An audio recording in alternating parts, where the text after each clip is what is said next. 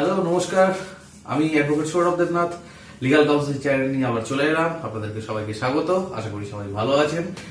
আজকের যে বিষয়টা নিয়ে আমি আপনাদের সাথে আলোচনা করব সেটা হচ্ছে যেটা দেখলেন এক্ষুনি ভিডিওতে, যে পুলিশ যদি মারছে কাউকে বা আপনাদেরকে কাউকে যদি মারে বা লাঠিচার্জ করে বিনা কারণে, সেক্ষেত্রে আপনারা এখন কি করতে পারেন। প্রথমত আপনাদেরকে ফার্স্ট যেটা করতে হবে সেটা হচ্ছে আপনাদের মোবাইল অন করে ফার্স্টে আপনি ভিডিও করবেন। ভিডিও করার পর তারপর আপনারা লোকাল পুলিশ স্টেশনে ওই ভিডিওটা নিয়ে গিয়ে কমপ্লেন করবেন।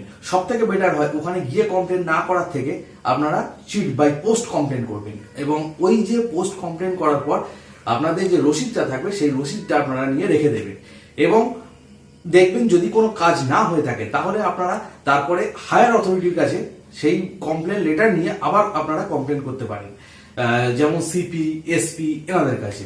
যদি তাতেও দেখেন কোন রকম কোনো কাজ হচ্ছে না, সেক্ষেত্রে তাহলে আপনারা কি করবেন, তাহলে আপনারা সঙ্গে সঙ্গে 156 ক্লজ 3 সিআরপিসি এই দিয়ে একটা অ্যাপ্লিকেশন করবেন কোর্টের কাছে।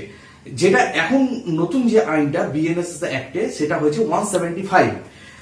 এই সেকশনের মাধ্যমে আপনারা পুলিশের ওপর চার্জ নিয়ে আসতে পারেন।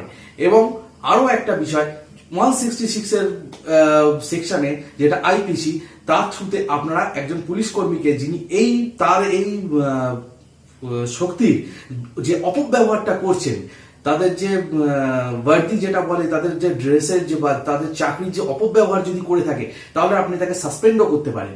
এবং 323 এগেনস্টে মানে 323 সেকশনের এতে আপনারা তার এগেনস্টে চার্জও আনতে পারেন।